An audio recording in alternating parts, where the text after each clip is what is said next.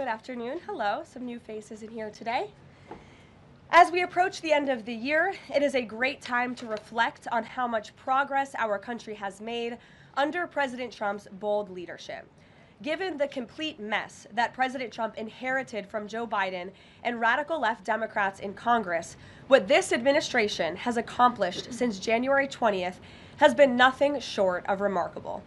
While most politicians promise big on the campaign trail and break those promises once they get into office, President Trump promised big and has delivered even bigger. On the economic front, after inheriting the worst inflation crisis in over 4 decades, President Trump's pro-growth policies are making tremendous progress to make America affordable again. Under the painful Biden years, inflation reached a record high 9% and devoured Americans' purchasing power. In President Trump's term thus far, inflation has dropped to an average of just 2.7%, marking critical progress. The Trump administration is working hard every single day to bring down the cost of living through bigger paychecks and lower prices. Real wages are finally on the rise again and on pace to increase to roughly $1,200 for the average American worker this year. To put that into perspective, real wages declined by almost $3,000 under the Biden administration. That means Americans right now are on track already to make up 1/3 of the $3,000 in lost wages under Joe Biden. There's much work to do, but this has already been significant progress. President Trump has also delivered resoundingly on his promise to end Joe Biden's insane war on American energy and make sure our country has reliable and affordable energy produced right here at home. As a result, the nationwide average for regular gas just fell to its lowest level in nearly 5 years. According to data from GasBuddy released on Monday, average gas prices have now dipped below $3 per gallon in 37 states, below $2.75 per gallon in 22 states, and below $2.50 per gallon in 5 states. Just a few years ago, we saw record high price gas of nearly $5 per gallon. American families faced constant pain at the pump, and those costs caused the price of everything else to go up as well. In fact, the average cost for a gallon of regular gas in the country was the most expensive price during a presidential term in U.S. history under Biden's disastrous leadership, even with them recklessly draining our strategic reserves to try and artificially decrease prices. But thanks to President Trump, those days are long behind us. In the months ahead, Americans can expect prices to fall even further. We know that when gas gets cheaper, everything else gets cheaper too, and that's what this president is focusing on. Americans can also expect another boost to their bank accounts in the months ahead, as 2026 tax refund season is upon us after the holidays, and it's projected to be the largest ever thanks to President Trump's passage of the One Big Beautiful Bill. According to recent analysis from Piper Sandler, when Americans file their taxes early next year, their refunds could be about 1/3 larger than usual, or roughly an extra $1,000 per filer. That is money straight into the pockets of the American people. It's only because of President Trump and Republicans' leadership that Americans will now pay no tax on tips, overtime, and Social Security.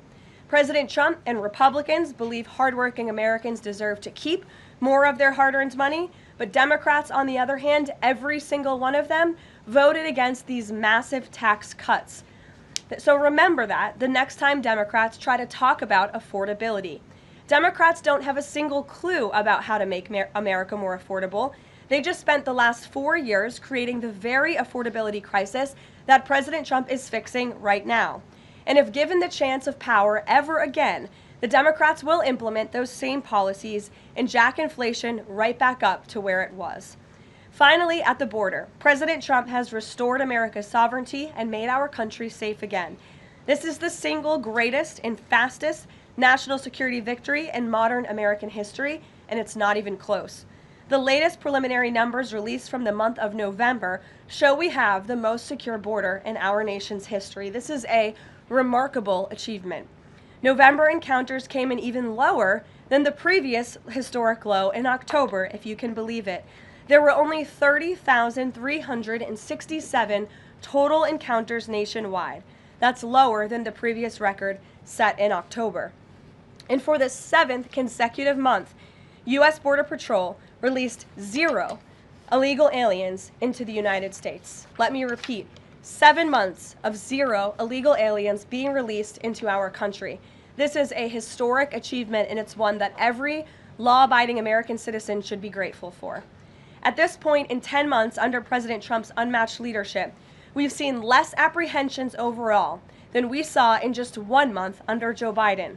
Again, let me repeat, in 10 months under President Trump, we've seen less apprehensions at the southern border than we saw in 1 month under the previous president. Again, remarkable results. All in all, the economy is back on track and ready to boom over the next 3 years. Biden's inflation crisis is over. Prices are coming down. Wages are rising. The border is fully secure, and America's best days are to come. President Trump has kept his word and delivered for the American people over the past year, and he will not stop fighting, as you heard from him directly this week, until our country and every state in this country is better than ever before. So with that, I will take your questions today. I know there's a lot of news. We'll start with our new media seat. Mr. Bowling, it's great to see you here. He's of Real America's Voice. He's also the host of Edge, his interview and commentary podcast.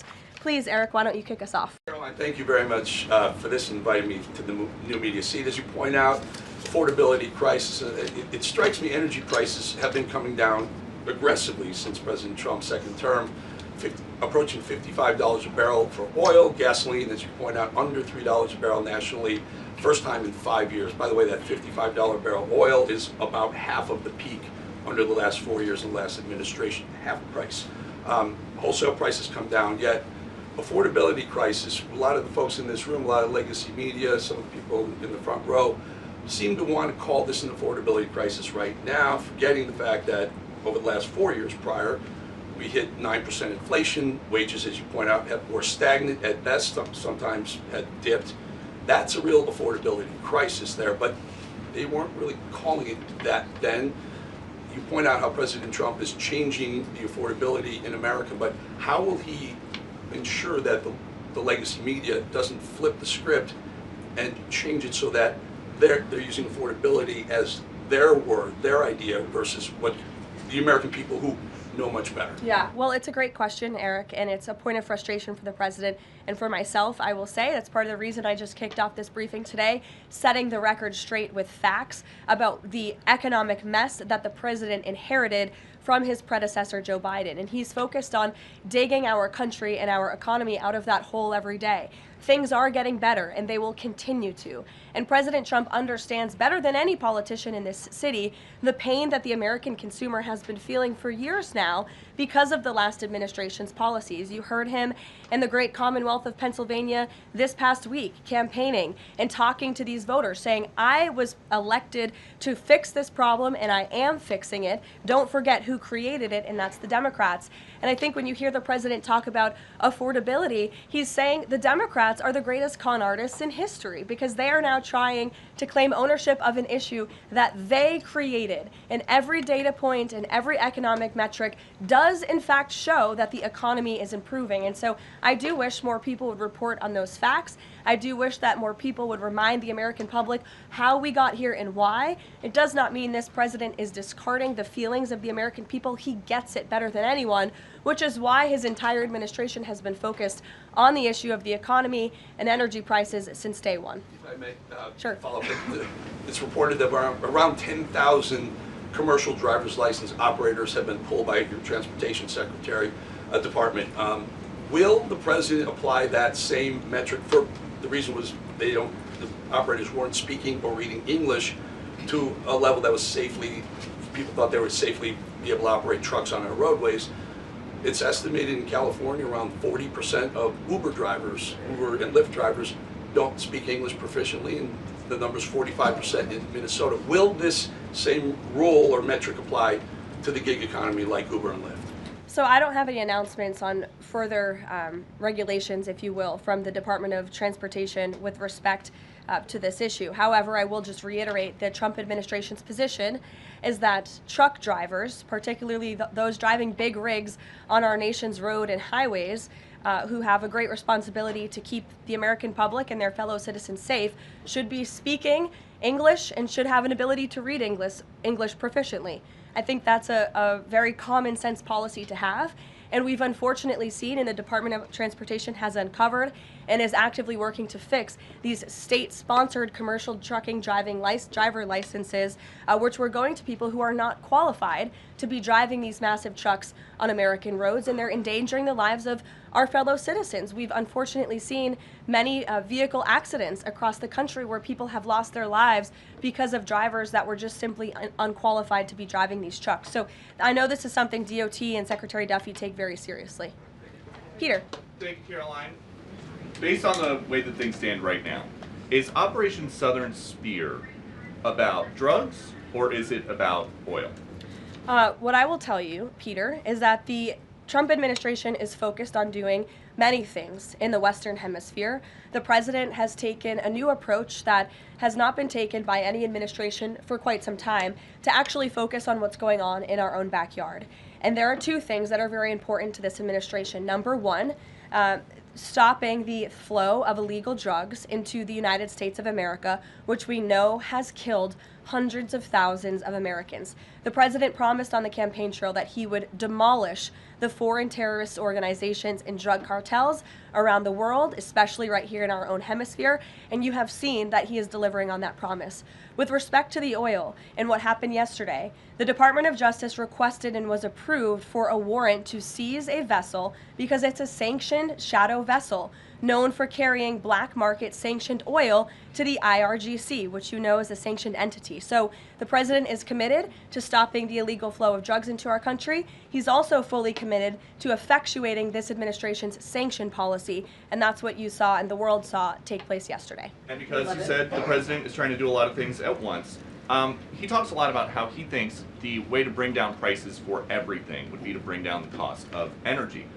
Would he use this seized Venezuelan oil to try to help Americans with affordability here in the United States? Well, what I can tell you right now, the vessel has been seized, as you know. And the Department of Justice did that in conjunction with the Coast Guard and the Department of War. The vessel is currently undergoing a forfeiture process right now.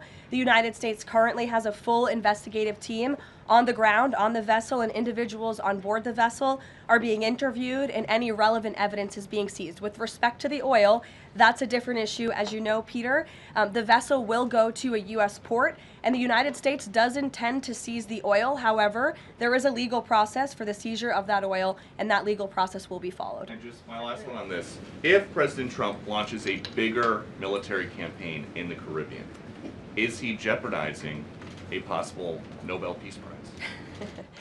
Look, the president has proven over the past year that he is more than worthy of the Nobel Peace Prize. I think he's been nominated for it nearly 100 times this past year, which is definitely a record. He's solved, I think, 9 conflicts around the world. We are up to now. He's actively working on the Russia-Ukraine war, which is the big one as we speak, and has been over the past year. With respect to any additional action in Venezuela, I'm definitely not going to get ahead of the president or the United States military. Mary. Thanks, Caroline.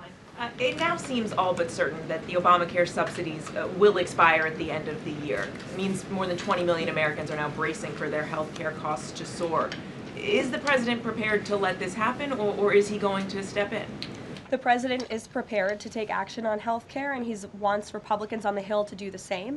As you have seen, Senate Republicans put forth their own legislation earlier this week. As for the subsidies that are set to expire, I would like to remind you and everybody at home why this is on the brink of happening. Democrats wrote Obamacare.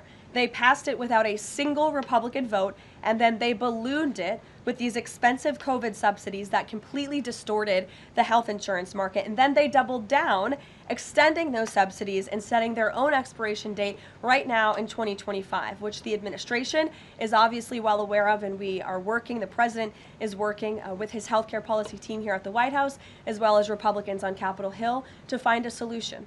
You said he's working to find a solution. He wants to see a solution to lower health care costs. He does. But these subsidies are expiring at the end of the year. So what is the plan, and what is he going to do to put this in place in the next 2-3 weeks? You'll hear more from the president and from the White House on that very soon. As for wanting a solution to lower healthcare costs, I'm glad you said it, because the president is doing just that. He has made unprecedented progress towards lowering healthcare costs in this country and drug prices. He's secured numerous most favored nation drug price deals, with many more to come. As you know, the One Big Beautiful Bill, the working family tax cut, significantly expanded access to health savings accounts for those on Obamacare. Again, a Democrat written program and approved program, which has led to higher healthcare costs in this country. So it goes back to the issue of affordability. Democrats are now pretending they want a solution to this issue, but they created the problem. The president and Republicans are currently coming up with creative solutions and ideas to lower healthcare costs for the American people, and you'll continue to hear more from them on that. Before these subsidies expire? I just said you're going to continue to hear more from the president and Republicans on this issue, I'm sure. Sure, Bloomberg, go ahead. Thanks, Caroline. The president said he was going to be holding a call with the leaders of Thailand and Cambodia. Have those calls taken place? Is there a readout you can share? The president has not yet engaged in those calls, and when he does, I'm sure you'll hear from him directly, as you always do, after foreign leader calls or from somebody here at the White House. I do know, with respect to the conflict in the peace deal in Thailand and Cambodia and some of the conflicts you've seen arise, reports of that in the press over the past couple of days. The president addressed it in Pennsylvania. The administration is obviously tracking this at the highest levels and is very much engaged. I spoke with Secretary Rubio about it this morning. And will senior U.S. officials be meeting Saturday with European and Ukrainian officials to discuss the peace plan? Look, the United States and the Trump administration continues to be very much engaged in trying to bring the Russia-Ukraine war to an end.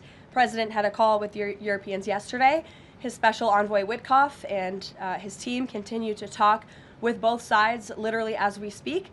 If there is a real chance of signing a peace agreement, if we feel like those meetings are worthy of someone on the United States' time this weekend, then we will send a representative. It's still up in the air whether we believe real peace can be accomplished and we can truly move the ball forward. The president is extremely frustrated with both sides of this war, and he's sick of meetings just for the sake of meeting. He doesn't want any more talk. He wants action. He wants this war to come to an end. And the administration has spent more than 30 hours, just in the past couple of weeks, meeting with the Russians and the Ukrainians and the Europeans and speaking with them as well. So we'll see about the meetings this weekend, and stay tuned. President read President Zelensky's latest proposal that was sent over yesterday. He's aware of it, yes. Ed. Thanks, Caroline. So the Fed chairman, the president says that he's interviewing candidates. So I just want to be clear. So the pick has not been locked in, and could we get an announcement before Christmas? I know every business outlet in the world is just chomping at the bit for a scoop or something on this Fed chair announcement. I'm not going to get ahead of the president. I know there's been a lot of reports about potential meetings this week with potential candidates. Look, as always, this is a decision the president himself is going to make. And I know there's a lot of reporting out there from anonymous sources who claim to know something. I would wait and see what the president himself does and announces, and I certainly won't be the one to get ahead of him on that. On the economy, can I ask you about affordability? Michael, go ahead. On the next Fed chair, does the president have an expectation that his pick will lower interest rates next year to his liking? I think the president has been quite clear about what he believes the Fed should be doing, which is lowering interest rates. I know there was a quarter-point reduction this past week, and the president was pleased to see that, but he thinks more should be done. Philip. Thank you, Caroline. On these advanced NVIDIA H200 chips, why is the president willing to allow China to have access to one of America's chief technological advantages? Look, I will tell you just a couple of things. The president put out his own statement on this, which I do think highlights his exact thinking. What you see from the president on Truth Social is most of the time what you hear from the president behind closed doors privately. He told President Xi that NVIDIA will only be shipping H200 products to approved customers in China under conditions that will allow for continued strong national security. The administration continues to maintain a strict export control regime, and we are ensuring that the Blackwell chip and other advanced technologies stay right here in America, and these H200 chips will only be sent to China after undergoing a security inspection here in the United States. Elizabeth. Thank you, Caroline. New York City Mayor-elect Zohran Mamdani put out a video recently telling immigrants in New York City they have the right to stand up to ICE. Are you concerned this will inspire New York City residents to resist ICE operations, and what will the Trump administration do if this happens? The Trump administration is definitely concerned about the rise in violence, in attacks, and physical threats that we have seen against our brave men and women who wear the ICE uniform. Again, these are agents who are just simply doing their jobs. They are enforcing our nation's immigration laws, and we've seen more than a 1,000% increase in violent attacks on them and their families. They've been doxxed, they've been harassed, many of them have been physically assaulted and attacked. So we condemn that wholeheartedly. I know the administration has done a lot to protect our ICE agents, and the president stands firmly behind them in conducting these enforcement operations. And there's a lot of talk from Democrat politicians in New York, but the Trump administration will continue to do our jobs in every state, and that's to remove illegal aliens and public safety threats from American communities. Secretary Leavitt. Sure. Thank you. I'll go to the gentleman who's very eager, and then to you. Thank you so much. Obviously, Jasmine Crockett, who the president has openly criticized, just entered Texas' Senate race. I asked Mike Johnson, who said that Texas largely supports the president. Crockett, on the other hand, says that Trump is an example of extremism. She says that her support is a referendum on Trump. I'm curious to get your thoughts on this. And has Trump made any statements since she's announced her candidacy? Not to my knowledge, as you know from the White House podium, as a government employee, I'm not privy to comment on future elections, but I do think the president has made his thoughts on Ms. Crockett quite clear, and I do believe he thinks she is wholly unqualified for the office that she is seeking. Joey. Yeah, thanks, Caroline. A federal judge today ordered the immediate release of Kilmar Abrego Garcia from ICE detention. Does the White House have a response to that, and does the administration plan to appeal that decision? Absolutely. The White House, the administration opposed this activism from a judge who is really acting as a judicial activist, which we've unfortunately seen in many cases across the country. Abrego Garcia is present in our country illegally. He is a proven human trafficker. He is a proven gang member. The administration has evidence of that. And as you saw from the Department of Homeland Security, they issued a statement saying they'll continue to fight this legal battle in court. Caitlin. Two questions. I have one on Venezuela to follow up, but first on affordability, since we were talking about the economy at the beginning. If the economy is as strong as the president has said it is, then why is he telling parents 2 weeks before Christmas that they should only buy 2 or 3 dolls for their children? Look, what the president is saying is that if we want products made right here in America, if we want them to be made from American small businesses, which is a large part of the reason the president has effectively implemented tariffs, then we're going to have better quality products right here in the United States. Maybe you'll pay $1 or $2 more, but you will get better quality, and you'll be supporting your fellow Americans by buying American, and that's what the president was saying. Again, with respect to affordability, every economic metric, Caitlin, and I wish you would report more on it, does in fact show that the economy is getting better and brighter than where it was under the previous administration. I will repeat, inflation as measured by the overall CPI has slowed to an average 2.5% pace. Real wages are increasing, roughly $1,200 for the average worker. Gas prices are down in almost every single state across the country. Again, in 22 states, it's below $275. You look at the tax cuts, those are going to go into effect next year. So the best is yet to come. The president is digging our country out of the economic hole that the previous administration put us in, and that's what he's talking about. It was a year ago, as you know, and grocery prices have been up. So we've covered the economy, but there's mixed signals in terms of what that looks like. But on inflation is down from where it was. As measured by the overall CPI, it has slowed to an average 2.5% pace. This is down from what the president inherited. The president inherited 2.9% in January. Today it's at about 2.5%. So we're trending in the right direction with more to come. And I would remind you, when President Trump left office in his first term, inflation was 1.7%. And the previous administration jacked it up to a record high 9%. So again, in 10 months, the president has clawed us out of this hole. He's kept it low at 2.5%, and we believe that number is going to continue to decline, especially as energy and oil prices continue to decline as well. It wasn't high under Biden. They're just saying it's not. Well, nobody reported on it being high under Biden. My predecessor was standing at this podium, but now you want to ask me a lot of questions about it, which I'm happy to answer. But I will just add, there's a lot more scrutiny on this issue from this press corps than there was.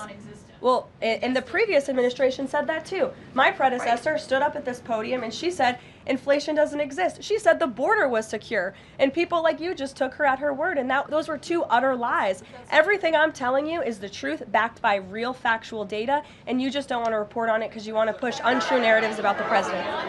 Go ahead. I'm not going to take your follow-up. Go ahead. Is the White House optimistic about the upcoming redistricting vote in Indiana and what happens if it fails?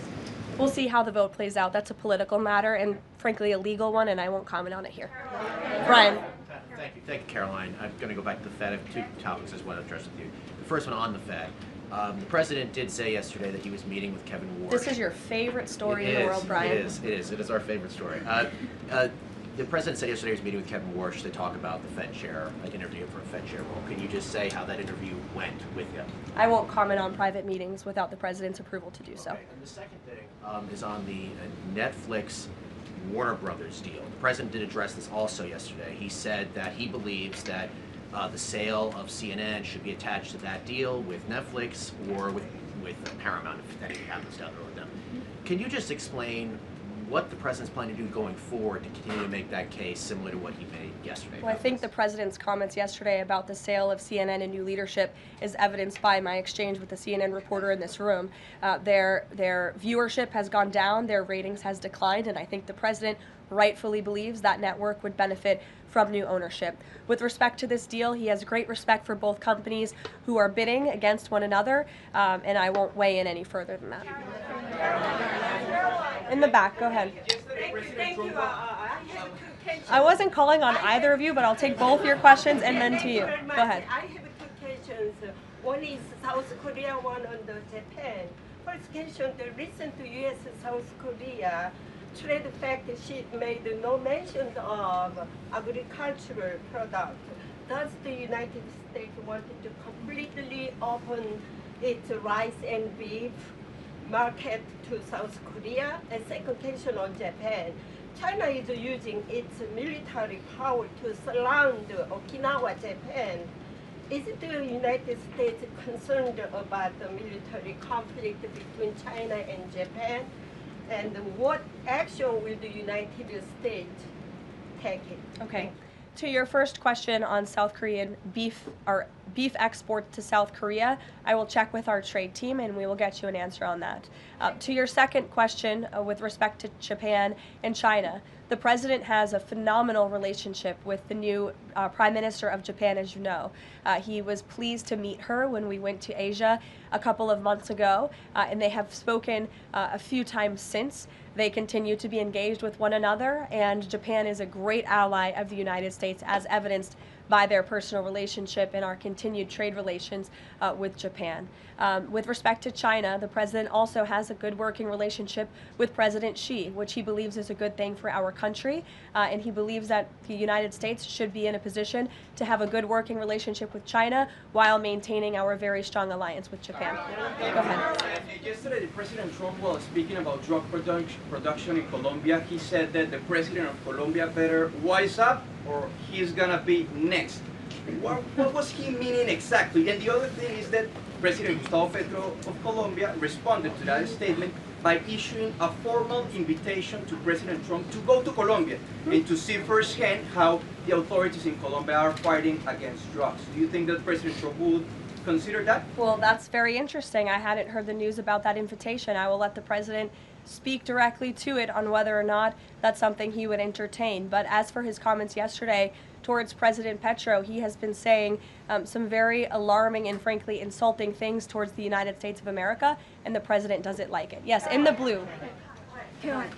Yes, go ahead. Thank you. The president's been spotted out and about a number of times with bandages on his hands. Could you please explain what that is about?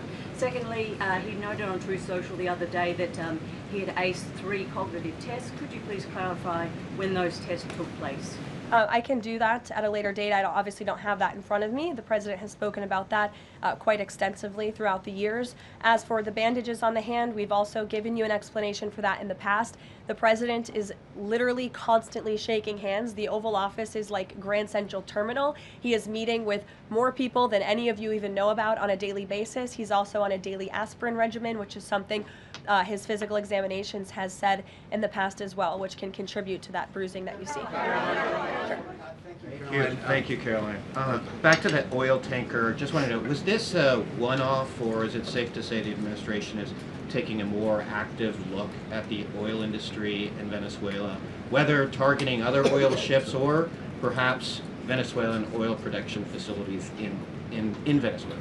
Well, I won't broadcast any future actions from the administration, but I will just reiterate that the Trump administration is executing on the president's sanction policies and the sanction policies of the United States. And we're not going to stand by and watch sanctioned vessels sail the seas with black market oil, the proceeds of which will fuel narco-terrorism of rogue and illegitimate regimes around the world. Andrew? Thank you, Caroline. Two for you. First, when the president announced the farm relief program the other day, Secretary Rollins afterwards, right out there, told us that the program would be paid for by the Commodity Credit Corporation, an existing program. The president keeps saying that it's being paid for by tariff revenue. Why does he keep saying that if the secretary who's running the program says that's not the case? And also about his doll comments from the other night. The president's a billionaire. He's probably the wealthiest person to ever serve as president. Is it a good look for him to be telling parents, oh, you should only buy, $2 or $3 dolls for your kids, when he's one of the wealthiest people in the country running the government? Do you think the people in that room in Pennsylvania who the president was speaking to don't know the president's a billionaire? I think that's a very well-established fact. And actually, I think it's one of the many reasons they reelected him back to this office, because he's a businessman who understands the economy and knows how to fix it. And he's doing it right now just like he did in his first term. Sure, go ahead.